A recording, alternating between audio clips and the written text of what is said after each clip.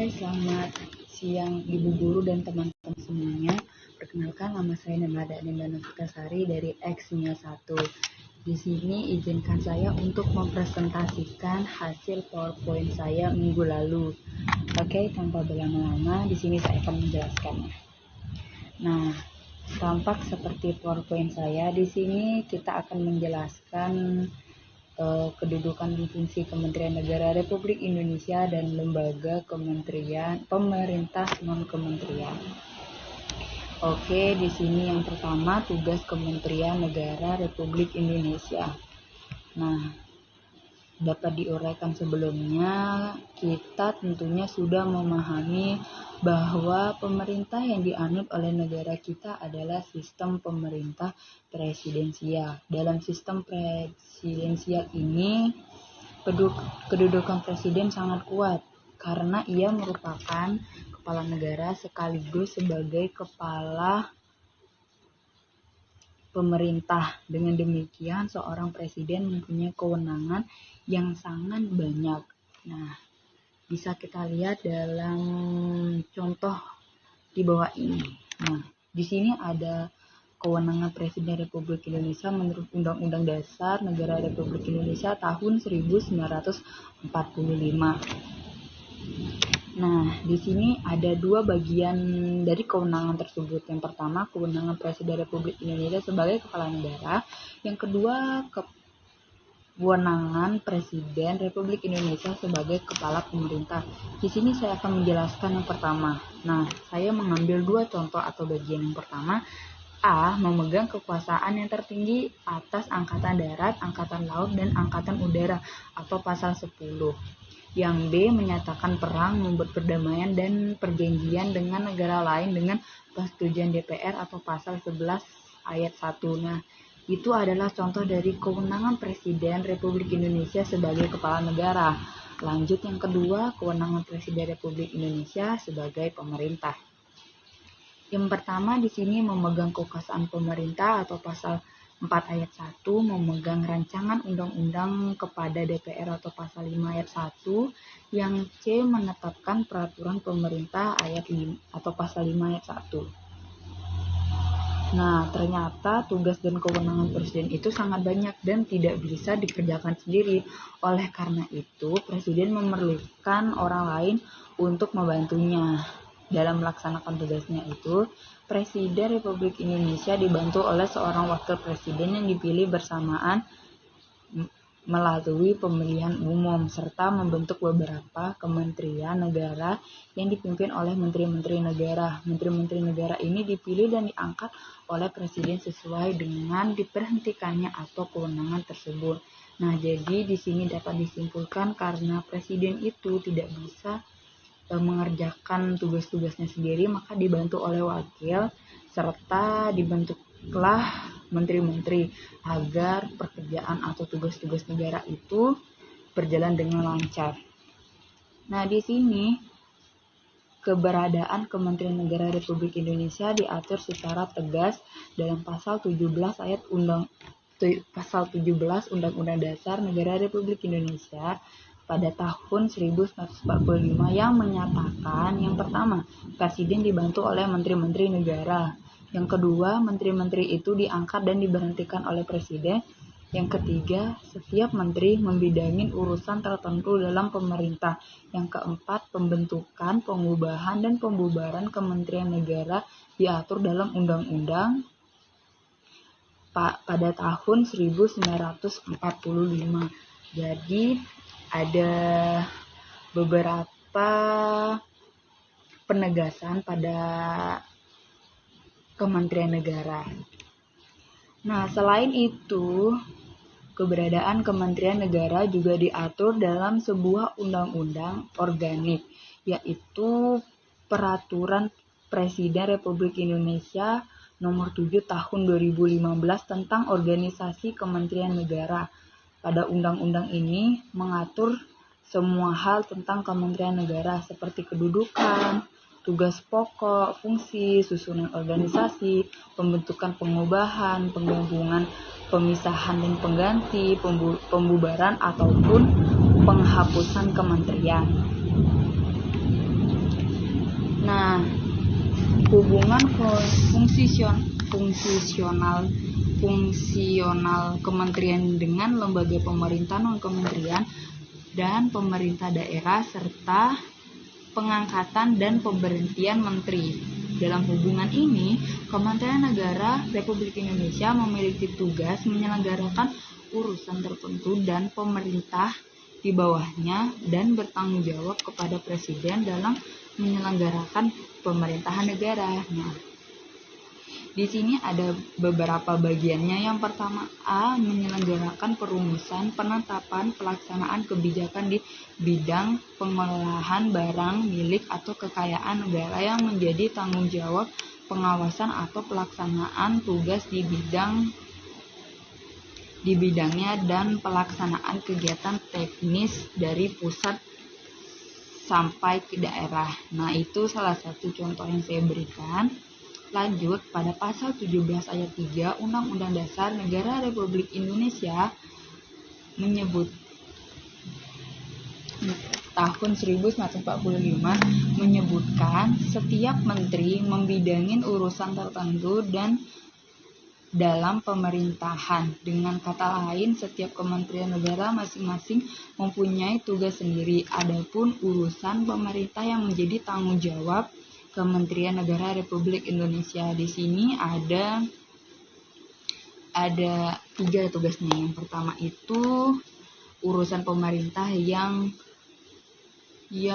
nomenklatur kementeriannya secara tegas disebutkan dalam Undang-Undang Dasar Negara Republik Indonesia tahun 1945 meliputi urusan luar negeri, dalam negeri, dan pertahanan. Nah, yang kedua itu urusan pemerintah yang ruang lingkupnya disebutkan dalam Undang-Undang Dasar Negara Republik Indonesia tahun 1945 meliputi agama, hukum, keuangan, keamanan, hak asasi manusia, pendidikan, kebudayaan, kesehatan sosial, ketenagakerjaan, industri perdagangan, dan masih banyak lagi ya.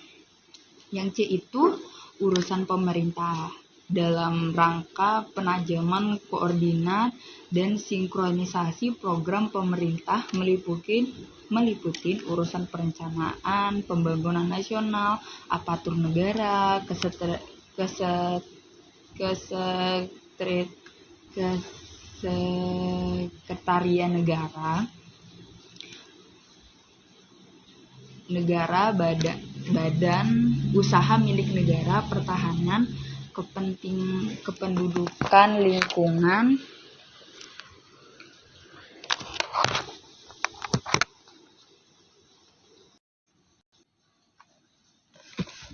Oke, tadi sampai badan usaha milik negara, pertanahan, kependudukan, lingkungan hidup, ilmu pengetahuan, teknologi, dan lain sebagainya. Di sini yang kedua kita akan membahas klasifikasi Kementerian Negara Republik Indonesia. Setelah membaca uraian di atas, tentu saja kita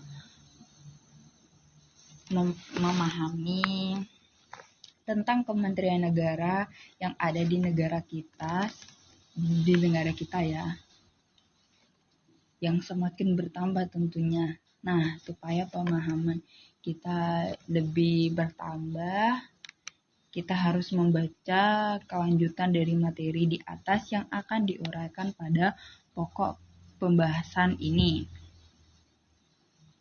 Kita sudah memahami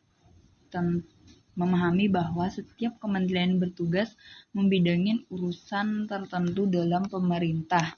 Dengan demikian, urusan pemerintah pun jumlahnya sangat banyak ya, dan beragam tentunya. Pada pasal 15 Undang-Undang Republik Indonesia Nomor 39 Tahun 2008 tentang Kementerian Negara secara tegas menyatakan bahwa jumlah maksimal kementerian negara yang dapat dibentuk oleh 34 kementerian negara berdasarkan Peraturan Presiden Republik Indonesia Nomor 7 Tahun 2015 tentang Organisasi Kementerian Negara Republik Indonesia. dapat diklasifikasikan berdasarkan urusan pemerintahan yang ditanganinya. Yang A itu kementerian yang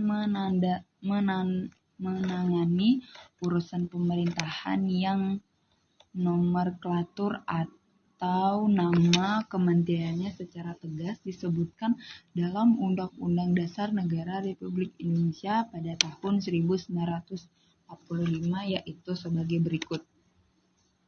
Yang pertama, Kementerian Dalam Negeri, yang kedua Kementerian Luar Negeri, yang ketiga Kementerian Pertahanan. Nah, di sini kita akan menjelaskan yang B sekarang. Yang B ini yaitu kementerian yang mempunyai tugas penyelenggaraan urusan tertentu dalam pemerintah untuk membantu presiden dalam menyelesaikan pemerintahan negara dalam upaya pencapaian tujuan kementerian sebagai bagian dari tujuan pembangunan nasional. Kementerian yang mengenai urusan pemerintah yang ruang lingkupnya disebutkan dalam Undang-Undang Dasar tahun 1945 adalah sebagai berikut. Yang pertama, Kementerian Agama. Yang kedua, Kementerian Hukum dan Hak Asasi Manusia. Yang ketiga, Kementerian Keuangan. Yang keempat, Kementerian Pendidikan dan Kebudayaan. Yang kelima, Kementerian Riset, Teknologi dan Pendidikan Tinggi. Yang keenam atau terakhir, Kementerian Kesehatan. Bagian yang C, kementerian yang mempunyai tugas menyelenggarakan urusan tertentu dalam pemerintahan untuk membantu presiden dalam perumusan dan penetapan kebijakan di bidangnya, koordinasi dan sinkronisasi pelaksanaan kebijakan di bidangnya, pengolahan bahan milik atau kekayaan negara yang menjadi tanggung jawabnya, dan pengawasan atas pelaksanaan tugas di bidangnya. Kementerian ini yang menangani urusan pemerintahan dan dalam rangka penajaman koordinasi dan sinkronisasi program pemerintahan. Jadi di sini kementerian itu memiliki tugas menyelenggarakan urusan tertentu yang dimana pemerintah itu membantu presiden dalam menyelenggarakan pemerintahan negara untuk menjalankan fungsi perumusan dan penetapan kebijakan di bidangnya. Nah, di sini ada beberapa koordinasi dan sinkronisasi dalam program pemerintahan. Yang pertama itu Kementerian Perancangan Pembangunan Negara, yang kedua Kementerian Pendayagunaan Aparatur Negara dan Reformasi Birokrasi, yang ketiga Kementerian Badan Usaha Milik Negara, yang keempat Kementerian Koperasi dan Usaha Kecil dan Menengah. Selain kementerian yang menangani urusan pemerintahan di atas, ada juga beberapa kementerian koordinasi yang bertugas melakukan sinkronisasi koordinasi urusan kementerian-kementerian yang berada di dalam lingkup tugasnya. Kementerian koordinator terdiri atas beberapa kementerian sebagai berikut.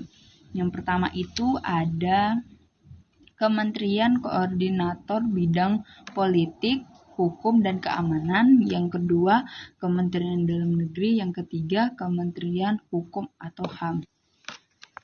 Itulah beberapa dari PowerPoint saya. Mohon maaf jika ada penulisan dalam PowerPoint yang kurang bagus atau kurang rapi, ataupun dalam pengucapan saya yang salah atau itu terbata-bata. Mohon maaf sebelumnya. Akhir kata dari saya, terima kasih banyak dan saya akhiri. Selamat siang.